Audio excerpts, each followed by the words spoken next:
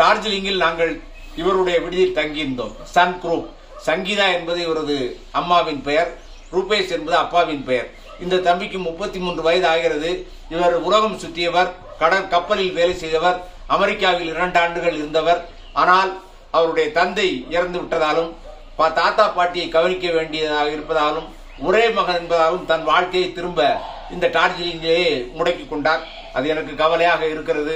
இன்னும் அவர் உலகம் சுற்ற வேண்டும். இன்னும் அவருக்கு திருமணமாகவில்லை. இந்த விடுதியை பொறுத்த மட்டும் புது வீடு கட்டியிருக்கிறார்கள். இது நமது நண்பர் நிக்சன் ராபர்ட் இணையதளம் மூலமாக பதிவு செய்தார்.